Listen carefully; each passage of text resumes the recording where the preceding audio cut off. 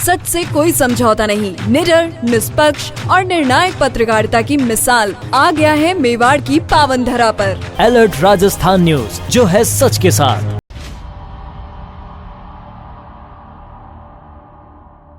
नमस्कार, मैं हूं मनस्वी जैन और आप देख रहे हैं अलर्ट राजस्थान न्यूज। खबरों का सिलसिला शुरू करने से पहले नजर डालते हैं अब तक की हेडलाइंस पर। विवाहिता मंजू कीर की संदिग्ध मौत मामले ने पकड़ा तुल। परिजनों ने रेप और आत्महत्या की धाराओं के मामले में दर्ज कराने की मांग। हत्या या आत्महत्या?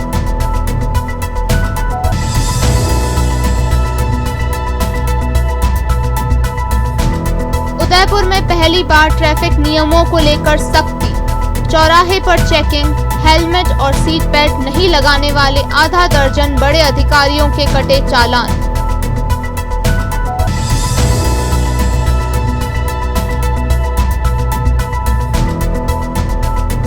सर्वधर्म प्रार्थना कार्यक्रम, जिला कलेक्टर ने कार्यक्रम को भव्य बनाने के लिए दिए निर्देश।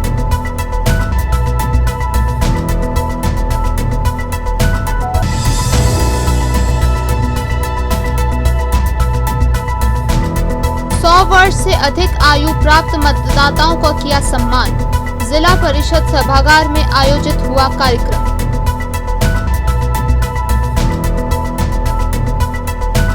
अब खबरें विस्तार से। सबसे पहले बात करते हैं विवाहिता मंजू कीर की मौत की। राजसमंद जिले के आमेर थाना इलाके के सरदारगढ़ में हुई मंजू कीर की संदिग्ध मौत का मामला लगातार तूल पकड़ता जा रहा है। अब मृतका मंजू के परिजनों ने रेप और रेप के बाद हत्या का आरोप लगाते हुए एसडीएम को ज्ञापन सौंपा और हत्या की धाराओं के मामले में दर्ज कराने की मांग की। मृतका मंजू के भाई ललित ने बताया कि 19 सितंबर को उनकी बहन की संदिग्ध लाश मंडपी महादेव के समीप मिली थी। उन्हें पता चला कि शाम के समय मंजू के किसी परिचित का फोन आने पर वह घर से अकेली निकली थी और कुछ दूरी पर अपने परिचित लड़के के साथ बाइक पर बैठकर किसी सुनसान जगह पर गई थी। वहां पर मंजू के परिचित 2 युवकों ने पहले उसके साथ रेप किया, जिसमें कुछ अन्य युवकों ने भी उनका सहयोग किया। उसके बाद मंजू की हत्या करके उसकी लाश को फेंक कर फरार हो गए। उन्हीं में से एक युवक ने फोन कर मंजू की संदिग्ध लाश सड़क पर होने की जानकारी दी।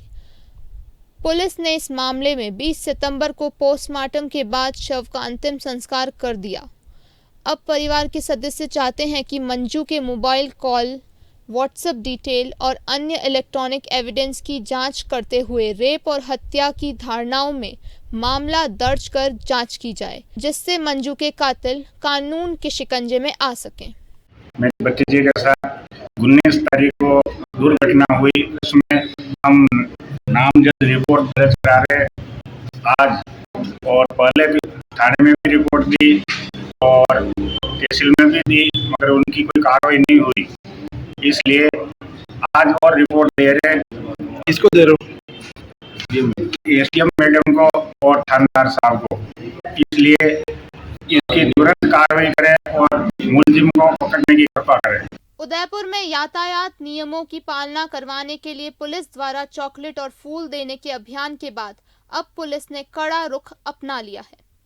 पिछले कई दिनों तक चौराहों पर बिना हेलमेट और 3 सवारी निकालने वाले लोगों को चॉकलेट और फूल देकर समझाइश की गई, लेकिन अब पुलिस ने जीरो टॉलरेंस रखते हुए अभियान शुरू किया है, जिसमें किसी भी नियम तोड़ने वाले को बख्शा नहीं जाएगा। जिला पुलिस अधीक्षक विकास कुमार ने बताया कि आज पहला दिन है और लोगों में काफी अवेयरनेस देखी जा रही है। 90% जनता हेलमेट पहनकर निकल रही है। वहीं कुछ लोग जो अब भी नियमों की पालना नहीं कर रहे हैं, उनके साथ सख्ती की जा रही है। एसपी ने कहा है कि पहले दिन थोड़ी समस्या जरूर आ रही है, लेकिन उन्हें विश्वास है कि कुछ दिनों में सभी लोग समझ जाएंगे और नियमों की पालना करेंगे। पुलिस का उद्देश्य चालान इकट्ठा करना या टारगेट पूरा करना नहीं है, बल्कि लोगों की जान की रक्षा करना है। देखिए, आज पहला दिन है कि इसमें सख्ती की गई है। जैसे मैंने आपसे पहले बातचीत में भी बताया है कि अभियान का पर्पज़ ये नहीं है कि हमें चालान बनाना है। हमारा पर्पज़ यही है कि लोगों को अवेयर करें कि आपकी सुरक्षा आपके हाथ में है और आप लोग उसके लिए खुद ही प्रयास करें। हम ऐसी स्थिति चाहते हैं कि एक दिन ऐसा हो कि हमें चालान बनाना ही नहीं पड़े। लोगों ने इसका अच्छा मैसेज लिया है और काफ़ी हद तक इसमें हमें सफलता भी मिली है। 70 से 80% तक कंप्लायंस रेट बढ़ी है पहले के मुकाबले और यही हम सबसे रिक्वेस्ट करते हैं कि इसी तरह से आगे चालू रहेगा और आप लोग इस इम्पोर्टेंस को समझें कि ये लाइफ सेविंग इंस्ट्रूमेंट्स हैं तो उनका पालन करें। कुछ लोग जो हेलमेट पहन के चल रहे हैं वो हमारे एम्बेसडर्स हैं कि उन्होंने इस समझाइश का जो परिणाम उनको सामने लाए हैं तो वो लोग हम इनकरेज भी कर रहे हैं उनको साथ साथ कि इस चीज़ को और लोग भी फॉलो करें उनको देख के। तो ये मेरे लिए अभियान का रहा है और आगे भी इस तरह चलती रहेगी क्योंकि एक बहुत लंबे टाइम के बाद इस तरह शुरू हो रहा है तो इसको पूरी इस कंप्लायंस होने में थोड़ा समय लगेगा लेकिन पुलिस लगातार काम करती रहेगी। बिल्कुल ऐसा है, ये देखिए ये काम तो चलता रहेगा। कोई भी सिस्टम 100% एफिशिएंट नहीं होता। ये भी हमारा काम है, वो भी हमारा काम है। हम उस पर भी काम कर रहे हैं, इस पर भी काम कर रहे हैं। ऐसा नहीं है कि ये काम हमारा नहीं है। तो क्योंकि पुलिस के पास वर्क्स बहुत ज़्यादा है तो हर वर्क पे कॉन्सेंट्रेट करके कर रहे हैं और इससे क्राइम पे, लॉ एंड ऑर्डर पे, लोगों की डेथ पे बहुत फ़र्क पड़ता है। अपनी सुरक्षा अपने हाथ है। कोई जान क्यों दे किसी बात के लिए कि उसके सिर पे हेलमेट नहीं था, बहुत छोटी सी बात है, इसलिए इसके ऊपर काम किया जा रहा है। राज्य सरकार के शांति एवं अहिंसा निदेशालय के दिशा निर्देशानुसार राष्ट्रपिता महात्मा गांधी की जयंती के उपलक्ष्य में 2 अक्टूबर को गांधी जयंती अहिंसा दिवस एवं सर्वधर्म प्रार्थना कार्यक्रम का आयोजन किया जाएगा। जिला कलेक्टर ताराचंद मीणा ने बताया कि राज्य सरकार की ओर से निर्धारित कार्यक्रम के अनुसार जिले भर में गांधी जयंती मनाई जाएगी। जिला मुख्यालय पर सुबह 7:30 बजे गांधी जयंती अहिंसा दिवस के उपलक्ष्य में गुलाबाग स्थित गांधी मूर्ति पार्क में श्रद्धांजलि सभा का आयोजन होगा। 9 बजे गांधी ग्राउंड में सर्वधर्म प्रार्थना सभा और प्रार्थना सभा कार्यक्रम के समापन पश्चात अहिंसा रैली का आयोजन होगा। इसके साथ ही जिले के सभी उपखंड, ब्लॉक व ग्राम पंचायत स्तर पर गांधी जयंती मनाई जाएगी। कलेक्टर मीणा ने शनिवार को जिला स्तरीय आयोजन स्थल गांधी ग्राउंड पहुंचकर मुख्य कार्यक्रम की तैयारियां का जायजा लिया। कलेक्टर ने आयोजन से जुड़ी विभिन्न व्यवस्थाओं के संबंध में चर्चा की और आवश्यक दिशा निर्देश दिए। जिला मुख्यालय के गांधी ग्राउंड पर सर्वधर्म प्रार्थना सभा और विविध कार्यक्रम आयोजित होंगे। कलेक्टर ने राज्य सरकार के निर्देशानुसार आयोजन को भव्य बनाने के लिए निर्देश दिए। मुख्य कार्यक्रम में जिला प्रशासन सहित स्थानीय जनप्रतिनिधि एवं विभिन्न स्थानों के प्रतिनिधि, विद्यार्थी, आंगनवाड़ी कार्यकर्ता, स्वास्थ्य कार्यकर्ता, स्वयं सहायता समूह की महिलाएं व आम जन अपनी भागीदारी निभाएंगे। पूरे देश के साथ चित्तौड़गढ़ में भी 2 अक्टूबर को मनाई जाने वाली राष्ट्रपिता महात्मा गांधी की जयंती को लेकर अभी भी प्रशासन सजग नहीं दिखाई दिया है। वहीं चित्तौड़गढ़ में देश के लाडले लाल बहादुर शास्त्री की प्रतिमा स्थापित नहीं होने से उनकी जयंती पर उन्हें याद नहीं किया गया।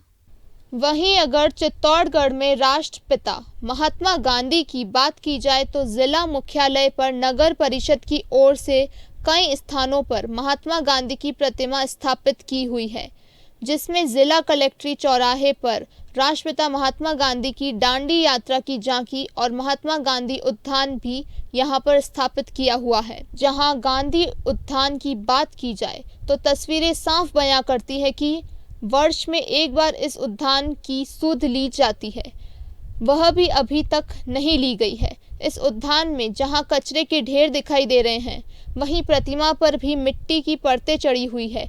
वहीं इस प्रतिमा से आंखें भी गायब हैं।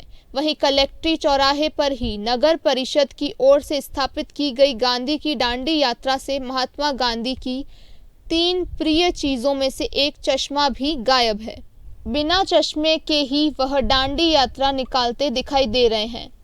वहीं देश के पूर्व प्रधानमंत्री जिन्होंने जय जवान जय किसान का नारा भी दिया, ऐसे लाल बहादुर शास्त्री चित्तौड़गढ़ नगर परिषद क्षेत्र में एक भी मूर्ति स्थापना नहीं होना कहीं न कहीं एक बड़ी गलती को दर्शाता है।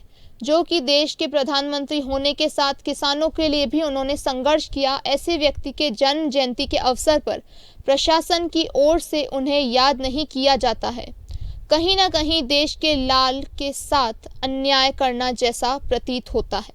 देश में विश्व की सबसे बड़ी इम्पैक्ट सोर्सिंग कंपनी बनाने का लक्ष्य लेकर चल रही 5S डिजिटल नामक कंपनी ने 13 वर्ष पूर्व मात्र 10 कर्मचारियों से अपना कार्य की शुरुआत की थी, जो आज बढ़कर देश में 4000 लोगों को रोजगार देने वाली कंपनी बन गई है।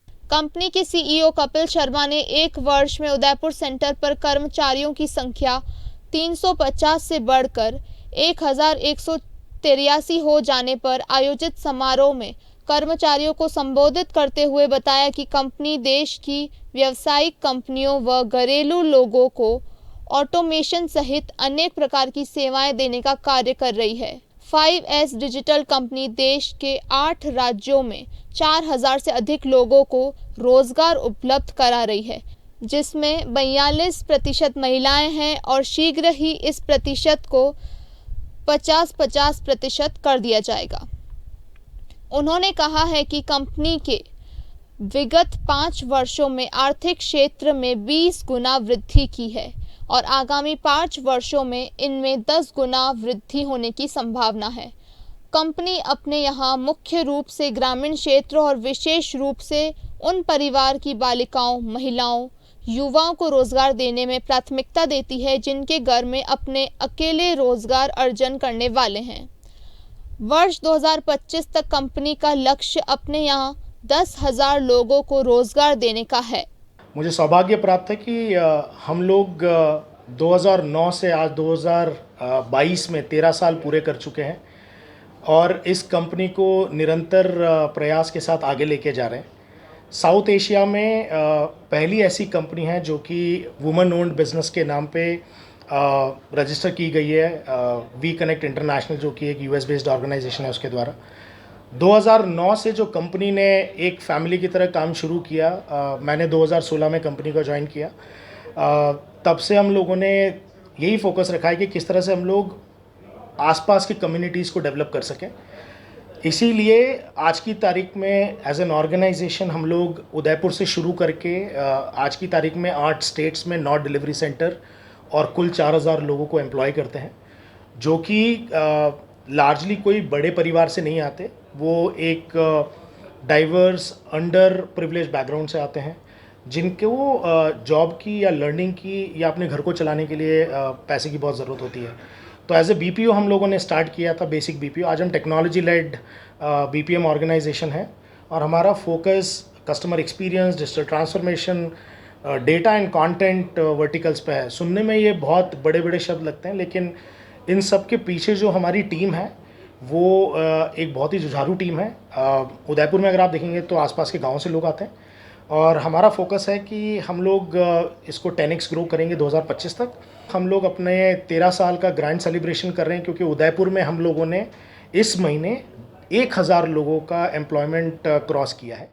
उदयपुर जिला परिषद सभागार में 100 वर्ष से अधिक आयु प्राप्त मतदाताओं का जिला प्रशासन की ओर से सम्मान किया गया। इस मौके पर एसडीएम प्रशासन ओपी बुनकर व एडीएम शहर प्रभा गौतम ने 100 वर्ष से अधिक आयु प्राप्त मतदाताओं को राम स्वरूप पंचोली, जमुनाबाई पति नंदलाल, भंवरलाल पति मोड़ीलाल, कन्ना डांगी और मनसा डांगी को सम्मानित करते हुए माला पहनाई एवं भारत निर्वाचन आयोग से प्राप्त प्रशंसा पत्र सुपुर्द किया। इस दौरान इन 5 मतदाताओं ने युवाओं से भी मतदान में बढ़ चढ़कर हिस्सा लेने एवं मतदान अवश्य करने की अपील की। इन शतायु प्राप्त मतदाताओं ने कहा कि जब हम 100 वर्ष की आयु पूर्ण करने के बावजूद मतदान करने मतदान केंद्र तक जा सकते हैं तो युवा वर्ग क्यों नहीं। शतायु प्राप्त मतदाता राम स्वरूप पंचोली ने कहा कि उन्होंने लोकतंत्र में आए विभिन्न प्रकार के बदलावों को देखा है।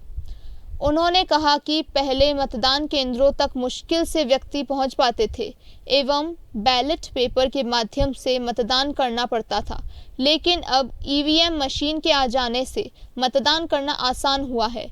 देश ने काफ़ी प्रगति कर ली है। उप जिला निर्वाचन अधिकारी ओबी बुनकर ने बताया कि उदयपुर जिले में वर्तमान में 100 वर्ष की आयु प्राप्त मतदाताओं की संख्या 968 है।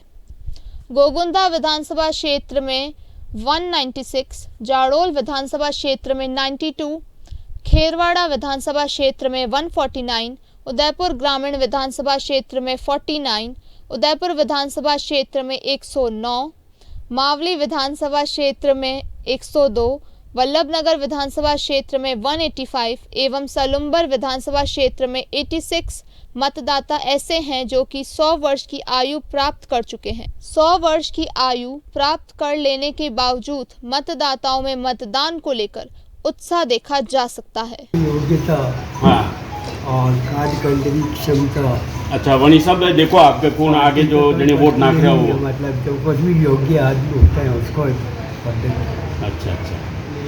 और आज ये युवा पीढ़ी है जब वोट नाखवा में कम विश्वास करे और दूसरा काम ज़्यादा करे, वरना वास्ते कहीं अब संदेश देना चाहो? ऐसा है कि युवा पीढ़ी में तो उत्साह रहता है, वो चाहता है परिवर्तन और वो चाहता काम, वो चाहता अपनी योग्यता को सदुपयोग हो। तो योग्यता के अनुसार जो है युवा पीढ़ी चाहती है कि कुछ अच्छा हो। पर आजकल मतदान अपने शहर रो घट रही हो, उनको नौकरी मिले, उसको जॉब मिले, उसको तनख्वाह मिले, उसको काम मिले, ऐसा नागरिकों की इच्छा रहती है। उनको वोट डालने के लिए प्रेरित करोगे? नई पीढ़ी को वोट डालने के लिए? खुद ही जागृत है, लेकिन फिर भी हमारी तरफ से प्रयास रहेगा कि हर युवाओं को मौका मिले। और जिसने नाम रजिस्ट्रेशन नहीं करवाया है तो वो अपना उसमें नाम दर्ज करवाए, इसी प्रयास करेंगे। मोहनलाल सुखाड़िया विश्वविद्यालय के साइंस कॉलेज के संयुक्त सचिव कविश मीणा ने कॉलेज प्रशासन व छात्र नेताओं पर दुर्व्यवहार तथा मानसिक प्रताड़ना के आरोप लगाए, जिससे परेशान होकर मीणा देर रात विज्ञान कॉलेज परिसर में ही भूख हड़ताल पर बैठ गए। साइंस कॉलेज के संयुक्त सचिव कविश मीणा ने बताया कि 28 तारीख को कॉलेज में छात्र संघ कार्यकारिणी द्वारा सनेड़ो नाम से गरबा का आयोजन किया गया था, लेकिन इस कार्यक्रम में उनका कहीं नाम नहीं लिखा गया। मीणा ने बताया कि जब वह कार्यकारिणी में संयुक्त सचिव के पद पर हैं, फिर भी उन्हें सम्मान नहीं दिया गया। इसके बाद मीणा ने अपने स्तर पर कार्यक्रम करने की ठानी और कॉलेज के डीन से 30 सितंबर के लिए कार्यक्रम की अनुमति मांगी, जो उन्हें मिल भी गई। लेकिन छात्र नेताओं के दबाव में आकर कार्यक्रम से पूर्व डीन ने उन्हें यह बोला कि कार्यक्रम स्थल पर ना ही किसी प्रकार का फ्लेक्स लगेगा और ना ही किसी स्पॉन्सर का नाम लिखा जाएगा। कविश मीणा ने आरोप लगाया कि कार्यक्रम नहीं करने के लिए उसे कॉलेज प्रशासन एवं छात्र नेताओं ने डराया। इससे आहत होकर मीणा रविवार रात को कॉलेज में ही भूख हड़ताल पर बैठ गए। मीणा ने मांग की है कि जब तक डीन अपना त्याग पत्र नहीं देते, वह हड़ताल पर बैठे रहेंगे। शहर के अटल बिहारी इंडोर स्टेडियम में आयोजित 2 दिवसीय Bhagat Singh cup all India karate championship 2022 का समापन शनिवार को हुआ। चैंपियनशिप के आयोजक XM एकेडमी राजस्थान के निदेशक संजू सिंह ने बताया कि संपूर्ण भारत के 21 राज्यों से करीब 400 खिलाड़ियों ने इसमें हिस्सा लिया। विभिन्न वर्गों में हुई प्रतियोगिता में दिल्ली पहले, राजस्थान दूसरे, झारखंड तीसरे और MP चौथे स्थान पर रही। प्रतियोगिता में कॉमनवेल्थ कांस्य पदक विजेता रुचा तांबट और Indian national karate team captain Aniket Gupta जैसे खिलाड़ियों ने भी हिस्सा लिया। संजू सिंह ने बताया कि काता सीनियर में अनिकेत गुप्ता को स्वर्ण, मेहुल को रजत, देवाशीष को कांस्य और बिबेर को भी कांस्य पदक मिला। वहीं क्लब कंपटीशन में सुरक्षा मार्शल आर्ट एकेडमी पहले, the Ray martial art India दूसरे, हेरिटेज गर्ल्स स्कूल तीसरे और जीवन रतन मॉडर्न स्कूल चौथे स्थान पर रहा। प्रतियोगिता के सफल आयोजन में संजय मेहरूल, वीर, अजय सिंह, सुनील कुमार, पीयूष कोहलवी, रवि प्रजापति और ललित बैरागी का विशेष सहयोग रहा। ये भगत सिंह के नाम पे हमने प्रतियोगिता रखी थी भगत सिंह के जन्मदिन के उपलक्ष्य में, जैसे कि अभी 27 तारीख को भगत सिंह का जन्मदिन गया था और ओवरऑल इंडिया से टीमें आई हैं इसमें फर्स्ट दिल्ली टीम रही है, सेकंड राजस्थान, थर्ड झारखंड और फोर्थ एमपी रही है। इसमें ओवरऑल इंडिया से करीबन 350 से 400 बच्चे पार्टिसिपेशन करे थे। बच्चों ने काफ़ी एंजॉय किया है और इसमें हमारे यहाँ पे 2 नेशनल मेडलिस्ट भी आए हैं जिन्होंने कॉमनवेल्थ गेम में हमें मेडलिस्ट दिए थे। इसमें अंडर 5 ईयर से लेके 14 ईयर्स तक की कैटेगरी थी, जिसमें 7, 8, 9, 10, 11, 12 एंड 13। फिर कैडेट थी 14 एंड 15, फिर सीनियर कैटेगरी थी, सब जूनियर कैटेगरी थी, ऐसा करके अंडर 21 तक की कैटेगरियाँ थी इसमें। जिले के ऋषभदेव तहसील के गांव भूधर के बड़ला चौराहे पर भव्य नवरात्रि कार्यक्रम का आयोजन किया गया। बाबूलाल मेघवाल के अनुसार कार्यक्रम की शुरुआत मंगरा बावसी मंदिर पर महाआरती से प्रारंभ हुई। हर वर्ष की भांति इस वर्ष भी चिकला, भूदर, पांदेड़ी के क्षेत्रों में भैरव जी, गातोड़ जी, मेहरा बावसी, मंगरा बावसी, ववडी खंड माता जी पर नवरात्रि में नाट्य कार्यक्रम का आयोजन किया जा रहा है, जो प्रतिदिन अलग अलग देवी देवताओं के देवरों पर कार्यक्रम आयोजित किए जा रहे हैं। 8 दिन तक यह कार्यक्रम होता रहता है। अंतिम 90वें दिन मंदिर के पुजारियों द्वारा जवारा नदी में विसर्जन व नदी में स्नान करके खत्म होता है। कार्यक्रम का आयोजन भूदर भक्तों व पुजारियों द्वारा आयोजित किया गया। हर साल की तरह इस साल भी शहर के ब्रह्मपोल बाहर स्थित दरगाह हजरत इमरत रसूल शाह बाबा के चल रहे 3 दिवसीय 132वें उर्स का समापन शनिवार को बाद नमाज रंग सलातो सलाम व दुआ के साथ हुआ। दरगाह कमेटी के मीडिया प्रभारी मोहसिन हैदर ने बताया कि हजरत इमरत रसूल शाह बाबा के 3 दिवसीय उर्स के चलते विभिन्न कार्यक्रम आयोजित किए गए। महफिले समा का आगाज स्थानीय कव्वाल मस्तान अखलाक सुल्तानपुरी तेरा नाम पाक मोइनुद्दीन तू रुसले पाक की शान है, ऐसी पोशाक मेरे यार ने पहनाई है, जिसको देखो वो मेरे यार का शैदाई है पढ़ा। उर्स के अंत में सभी कव्वाल पार्टियों ने मिलकर हजरत अमीर खुसरो का लिखा हुआ रंग आज रंग है माँ रंग है री मेरे इमरत रसूल के घर रंग है पढ़ा। कुल की रस्मों में कलामे पाक की तिलावत व फातिहा इमाम हाफिज महमूद अज़मा ने पेश की। ज़ायरीनों की सलामती के साथ मुल्क में शांति व भाईचारे की दुआएं की। उसके बाद मौजूद लोगों ने कुल के छींटे लिए और सभी ने एक दूसरे के गले मिलकर उर्स की मुबारकबाद दी। नजर डालते हैं अब तक की हेडलाइंस। विवाहिता मंजू कीर की संदिग्ध मौत मामले ने पकड़ा तुल। परिजनों ने रेप और आत्महत्या की धाराओं के मामले में दर्ज कराने की मांग। हत्या या आत्महत्या?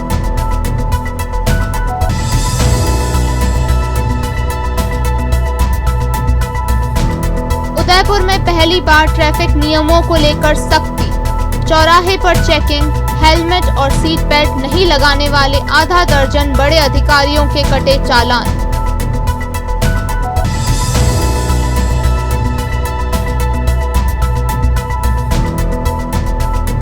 सर्वधर्म प्रार्थना कार्यक्रम। जिला कलेक्टर ने कार्यक्रम को भव्य बनाने के लिए दिए निर्देश।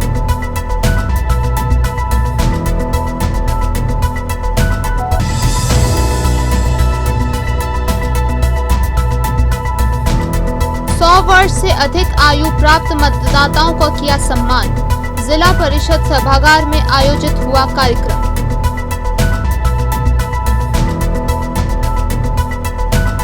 तो दीजिए इजाजत मनस्वी जैन को और खबरों के लिए देखते रहिए अलर्ट राजस्थान न्यूज। नमस्कार।